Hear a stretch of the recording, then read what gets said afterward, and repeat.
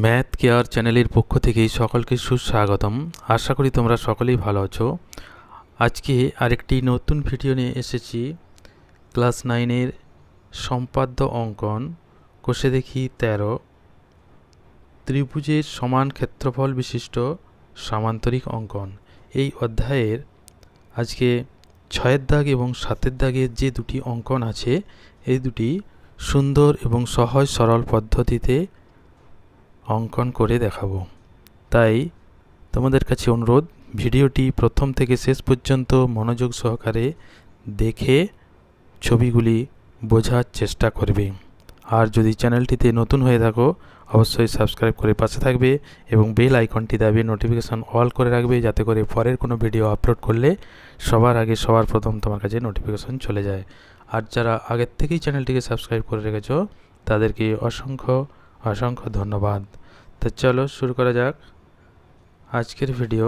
দেখো 6-এর অঙ্কন কি আছে, দেখো একটি সমদ্বিবাহু ত্রিভুজ অঙ্কন করি যার সমান বাহু দুটির প্রত্যেকটির দৈর্ঘ্য 8 সেমি এবং ভূমির অর্ধেক 5 সেমি, ভূমির দৈর্ঘ্য 5 সেমি।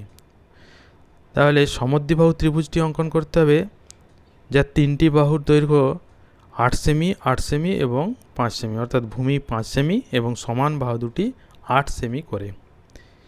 ওই ত্রিভুজের সমান ক্ষেত্রফল বিশিষ্ট একটি সামান্তরিক অঙ্কন করি যার একটি কোণ ত্রিভুজের সমান কোণ দুইটির একটির সমান এবং একটি বাহু সমান বাহু দুটির একটির অর্ধেক। তাহলে প্রথমে আমাকে ত্রিভুজটি অর্থাৎ সমদ্বিবাহু ত্রিভুজটি সুন্দরভাবে অঙ্কন করতে হবে। তারপর সেই ত্রিভুজের সমান ক্ষেত্রফল বিশিষ্ট সামান্তরিক যেটি অঙ্কন করতে বলেছে সেটি সঠিকভাবে এবং সুন্দর সহজ করে অঙ্কন করব। তাহলে সমদ্বিবাহু ত্রিভুজটি অঙ্কন করার জন্য প্রথমে 5 সেমি এবং 8 সেমি দৈর্ঘ্যের দুটি সরলরেখা আমি এঁকে নিয়েছি। এবার সমদ্বিবাহু ত্রিভুজটি অঙ্কন করব। প্রথমে যে কোনো মাপের একটি সরলরেখা আমি টেনে নেব, যেমন ওই ত্রিভুজের ভূমির দৈর্ঘ্য অপেক্ষা অর্থাৎ 5 সেমির থেকে বেশি হয়।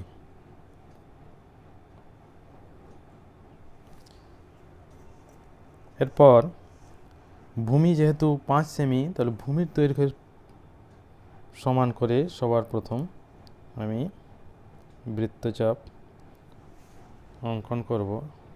5 সেমি সমান করে কেটে নিলাম। দেখো 5 সেমি সমান কেটে নিয়েছি। এরপর যে সমান বাহুর প্রত্যেকটির দৈর্ঘ্য 8 সেমি করে, তাদের দুটির দৈর্ঘ্য আমি সমান নিয়ে নিলাম। এই 8 সেমির দৈর্ঘ্যের সমান করে প্রথমে এখানে বসিয়ে একটি বৃত্তচাপ, আবার একই মাপ নিয়ে এই বিন্দুতে বসিয়ে আরেকটি বৃত্তচাপ।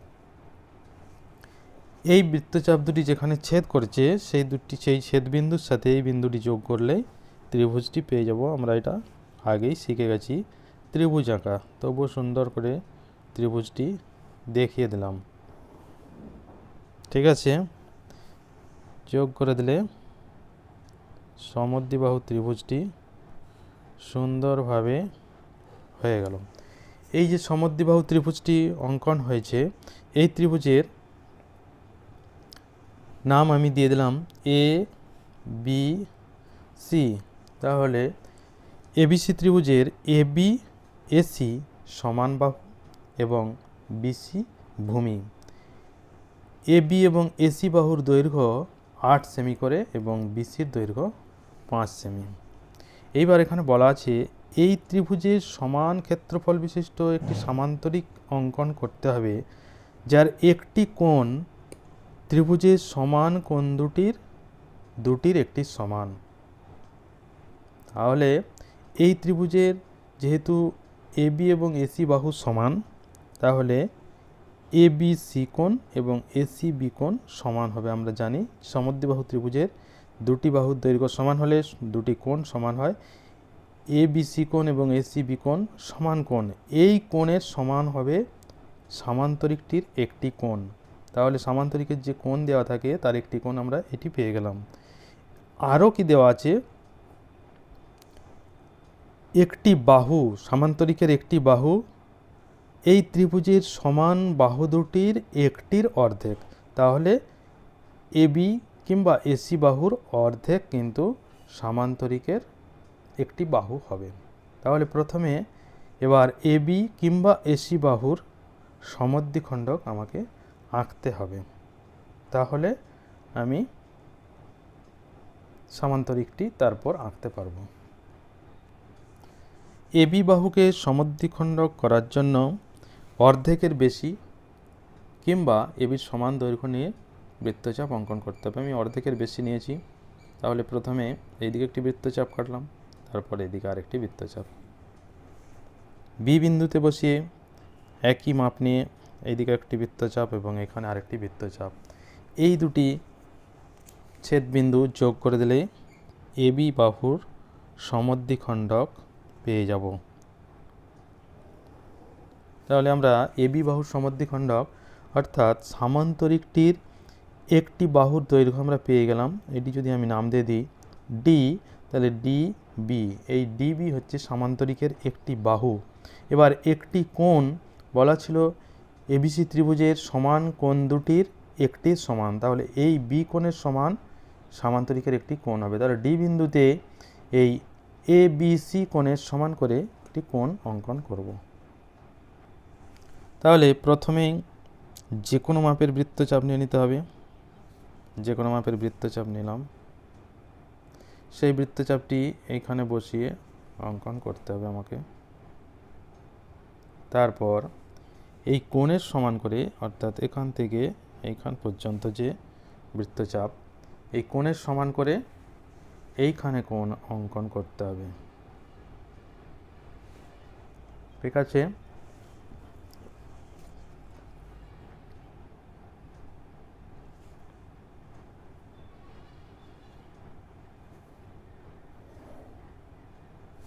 সামান্তরিকের একটি কোণ আমরা পেয়ে গেলাম।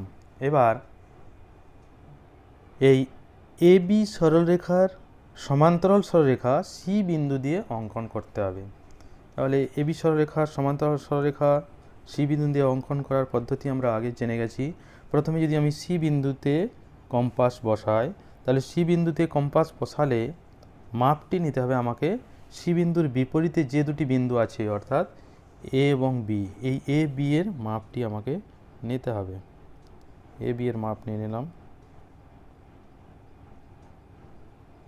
দেখো সুন্দর করে এ বি এর মাপটি আমরা নিয়ে নিলাম। এটি সি বিন্দুতে বসিয়ে বৃত্তচাপ একটি অঙ্কন করব। তাহলে সি বিন্দুতে বসিয়ে বৃত্তচাপ, এইখানে একটি বৃত্তচাপ অঙ্কন করে দিলাম। এরপর বি বিন্দুতে বসিয়ে আরেকটি বৃত্তচাপ অঙ্কন করব। বি বিন্দুতে বসিয়ে আরেকটি বৃত্তচাপ যে অঙ্কন করব, সেই মাপটি নিতে হবে বি বিন্দুর বিপরীতে যে বিন্দু দুটি আছে, অর্থাৎ এ এবং সি।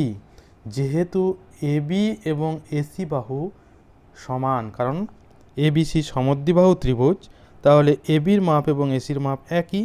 তাই এ বি যে মাপ নিয়েছিলাম সি বিন্দুতে বসিয়ে, বি বিন্দুতে একই মাপ নিয়ে আমি আবার এখানে আরেকটি বৃত্তচাপ অঙ্কন করব, কারণ এটি সি বিন্দুতে বসিয়ে বৃত্তচাপ অঙ্কন করেছি। এরপর বি বিন্দুতে বসিয়ে আরেকটি বৃত্তচাপ এইখানে অঙ্কন করে দেব। এই দুটি যেখানে ছেদ করবে, সেই ছেদ বিন্দুর সাথে সি বিন্দু যোগ করে দিলে যে সরলরেখাটি পাবো সেটি হয়ে যাবে এ বি সরলরেখার সমান্তরাল সরলরেখা। তাহলে দেখো এখানে সুন্দর করে সমান্তরাল সরলরেখাটি এঁকে নিলাম। এরপর এই যে কোণ অঙ্কন করেছিলাম এ বি সি কোণের সমান করে ডি বিন্দুতে, এই কোণের এই বাহুটি মনে করি এই সমান্তরাল সরলরেখাটিকে ই বিন্দুতে ছেদ করেছে। তাহলে ডিই এখন একটি সামান্তরিকের একটি বাহু এবং ডিবি সামান্তরিকের অপর আরেকটি বাহু।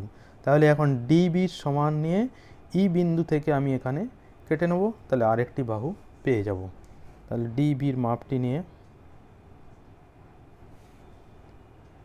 ডিবির মাপ নিয়ে নিলাম, ই বিন্দুতে বসিয়ে বৃত্তচাপ অঙ্কন করলাম, অর্থাৎ সমান্তরাল সরলরেখাটি থেকে কেটে নিলাম। এবার এইটি মনে করছি এফ বিন্দুতে ছেদ করে, তাহলে এফ এবং বি যোগ করে দিই। যদি এফ এবং বি যোগ করে দিই তাহলে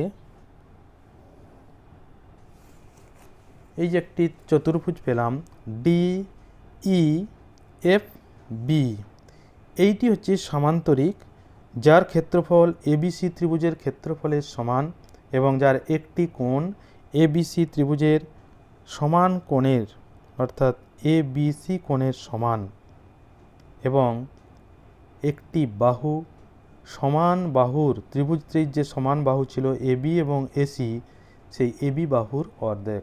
তাহলে আমরা এখানে লিখে দেব যে এবিসি ত্রিভুজের সমান ক্ষেত্রফল বিশিষ্ট সামান্তরিক ডি বি এফ ই বা A B D E F. তাহলে আমরা পেয়ে গেলাম বি ডি ই এফ একটি সামান্তরিক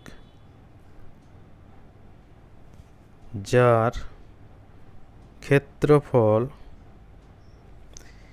ত্রিভুজ এ বি সি এর ক্ষেত্রফলের সমান এবং একটি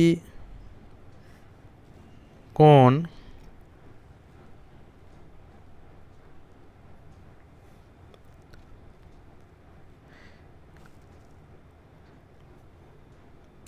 ত্রিভুজের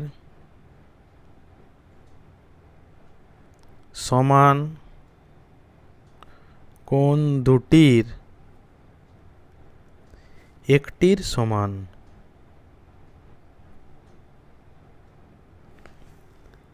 এবং একটি বাহু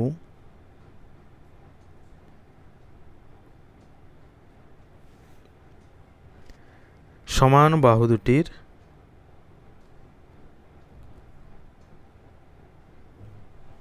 একটির অর্ধেক। তাহলে ত্রিভুজটি সমান ক্ষেত্রফল বিশিষ্ট সামান্তরিক সুন্দরভাবে অঙ্কন করা হয়ে গেল।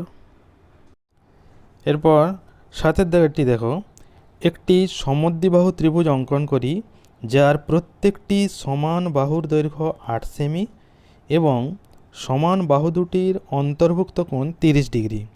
ওই ত্রিভুজটির সমান ক্ষেত্রফল বিশিষ্ট একটি আয়তক্ষেত্র অঙ্কন করি। তাহলে সবার প্রথমে ত্রিভুজটি অঙ্কন করতে হবে, সমদ্বিবাহু ত্রিভুজটি যার সমান বাহুর দৈর্ঘ্য 8 সেমি এবং সমান বাহু দুটির অন্তর্ভুক্ত কোণ 30 ডিগ্রি।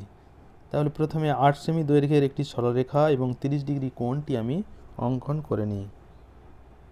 দেখো 8 সেমি দৈর্ঘ্যের সরলরেখা প্রথমে এঁকে নিচ্ছি।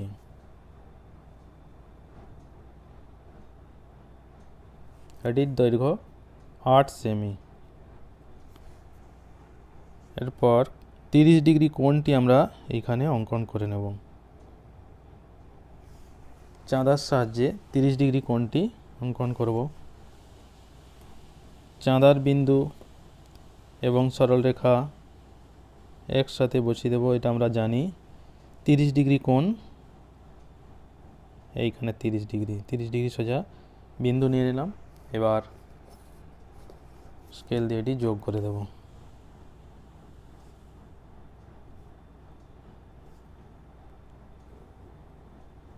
তাহলে 30 ডিগ্রি কোণটি পেয়ে গেলাম, এই কোণ 30 ডিগ্রি।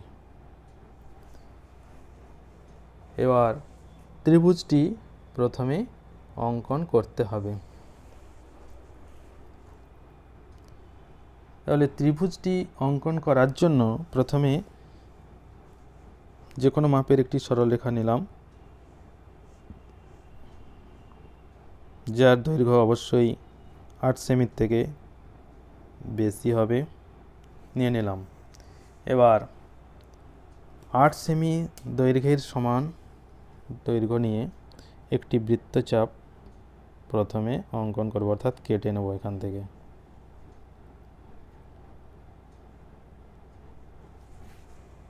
দেখো এখান থেকে সমান করে মাপ নিয়ে নিলাম। এই সমান মাপ নিয়ে এখানে আমি এখান থেকে কেটে নিলাম। যদি মনে করি এই সরলরেখাটির দৈর্ঘ্য এ এক্স প্রথমে যেটি নিয়েছিলাম সেখান থেকে আমি এ বি কেটে নিলাম, তাহলে এ বি একটি ত্রিভুজটির বাহু হয়ে গেল। এবার এ বি 8 সেমি, এই ত্রিভুজের আরেকটি যে বাহু হবে 8 সেমি, তাদের অন্তর্ভুক্ত কোণ হবে 30 ডিগ্রি। তাহলে যদি আমি এখানে 30 ডিগ্রি কোণ অঙ্কন করি এই দিকে, তাহলে এখানে সমান বাহুটি পেয়ে যাব। আবার যদি আমি এই বিন্দুতে 30 ডিগ্রি কোণের সমান করে কোণটি অঙ্কন করি, তাহলে এখানে আরেকটি সমান বাহু পেয়ে যাব। তাহলে আমি এই বিন্দুতেই অঙ্কন করব, 30 ডিগ্রি কোণের সমান করে এখানে কোণ অঙ্কন করব। তাহলে 30 ডিগ্রি কোণের সমান করে কোণ অঙ্কন করলে আমরা জানি প্রথমে যে কোনো মাপের একটি বৃত্তচাপ নিয়ে নিলাম। ঠিক আছে, এই বৃত্তচাপটি এখানে আমি কেটে নিলাম। এবার কোণের সমান করে এখান থেকে বৃত্তচাপটি কাটতে হবে। দেখো এই যে কোণের সমান করে এখানে বৃত্তচাপ কেটেছি, এইখানেও এই সমান করে কেটে নিতে হবে। এবার এই বিন্দু এবং এ বিন্দু, এই ছেদ বিন্দু এবং এ বিন্দু যোগ করে দিলে আমরা পেয়ে যাব 30 ডিগ্রি কোণটি পেয়ে গেলাম।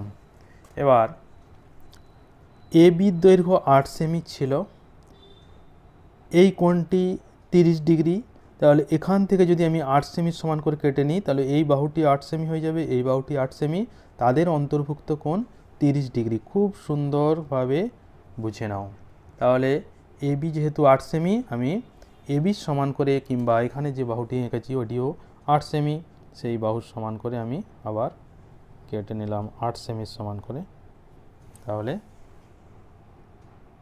এখান থেকে পেয়ে গেলাম এই বিন্দুটি। যদি আমি মনে করি সি এবং বি যোগ করে দিই, তাহলেই এ বি সি ত্রিভুজ পেয়ে যাব।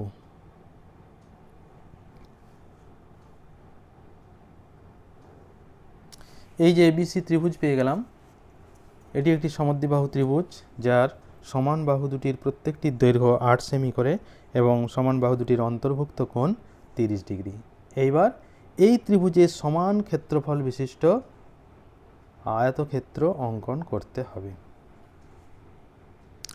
এবিসি ত্রিভুজের সমান ক্ষেত্রফল বিশিষ্ট আয়তক্ষেত্র অঙ্কন করতে গেলে প্রথমে এ বি সরলরেখা বা এ বি বাহুর সমান্তরাল সরলরেখা সি বিন্দু দিয়ে অঙ্কন করতে হবে। তাহলে প্রথমে সি বিন্দু দিয়ে সমান্তরাল সরলরেখা অঙ্কন করার জন্য সি বিন্দুতে কম্পাস বসাবো এবং মাপটি নিতে হবে আমাকে সি বিন্দুর বিপরীতে যে দুটি বিন্দু আছে, অর্থাৎ বি এবং এ। এই বি এবং এ সমান করে সি বিন্দুতে বসিয়ে আমি একটি বৃত্তচাপ এই দিকেও আঁকতে পারি কিংবা এই দিকেও আঁকতে পারি। এইদিকে দেখো, এইদিকে করি, সুবিধা আছে। তাহলে এদিকে করলাম। আরেকটি বৃত্তচাপ এ বিন্দুতে তাহলে বসাবো। এ বিন্দুতে বসাতে গেলে আমাকে মাপ নিতে হবে বি এবং সি বিন্দু যোগ করে যে সরলরেখা বা বিসি বাহুর মাপটি নিতে হবে। তাহলে বিসি বাহুর মাপটি নিয়ে নিলাম। দেখো বিসি বাহুর মাপ সুন্দর করে নিয়ে নিলাম। এ বিন্দুতে বসিয়ে আরেকটি বৃত্তচাপ অঙ্কন করলাম। এই বৃত্তচাপ দুটি যে বিন্দুতে ছেদ করেছে এবং সি বিন্দু পরস্পর যোগ করে দেবো। তাহলে কি হবে, এ বি সরলরেখার সমান্তরাল সরলরেখা পেয়ে গেলাম।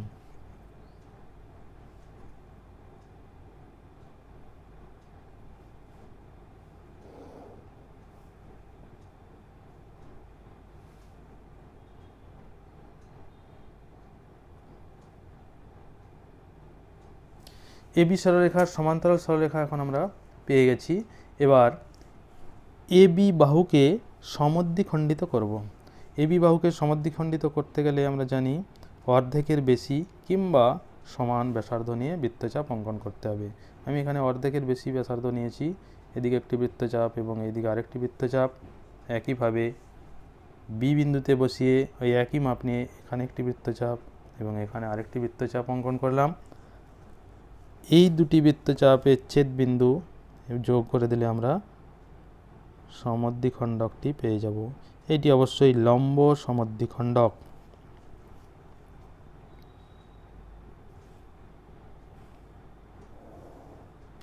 এই লম্ব সমদ্বিখণ্ডক এ বি বাহুর যে সমান্তরাল সরলরেখা তাকে যে কোনো একটি বিন্দুতে ছেদ করবে। মনে করি এই বিন্দুটি, ছেদ বিন্দুটি আমি দিয়ে দিলাম ই এবং এ বির মধ্যবিন্দু ডি।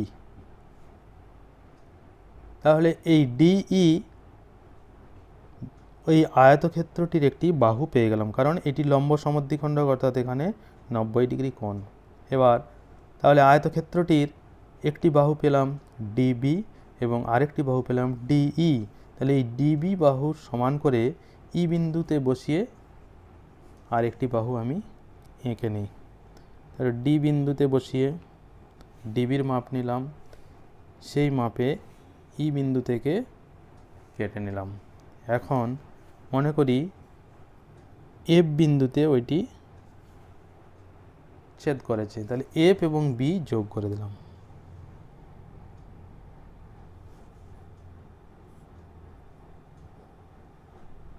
এফ বি যোগ করে দিলে যে চতুর্ভুজটি পেলাম, অর্থাৎ বি ডি ই এফ, এইটি একটি আয়তক্ষেত্র যার ক্ষেত্রফল এবিসি ত্রিভুজের ক্ষেত্রফলের সমান। তাহলে এবিসি ত্রিভুজের সমান ক্ষেত্রফল বিশিষ্ট আয়তক্ষেত্রটি হল বিডিইএফ।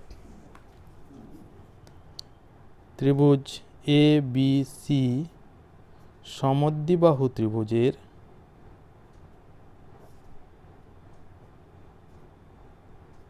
সমান ক্ষেত্রফল বিশিষ্ট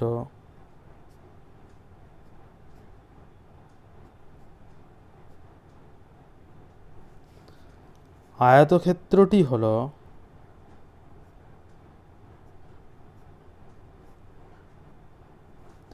বিডিইএফ। তাহলে যে আয়তক্ষেত্রটি অঙ্কন করতে বলা হয়েছিল, যে সমদ্বিবাহু ত্রিভুজটির সমান ক্ষেত্রফল বিশিষ্ট একটি আয়তক্ষেত্র, সেই আয়তক্ষেত্রটি হল বিডিইএফ। সুন্দরভাবে অঙ্কন হয়ে গেল। তাহলে আজকে এ পর্যন্তই। ভিডিওটি প্রথম থেকে শেষ পর্যন্ত দেখার জন্য সকলকে অসংখ্য ধন্যবাদ। সবাই ভালো থাকবে।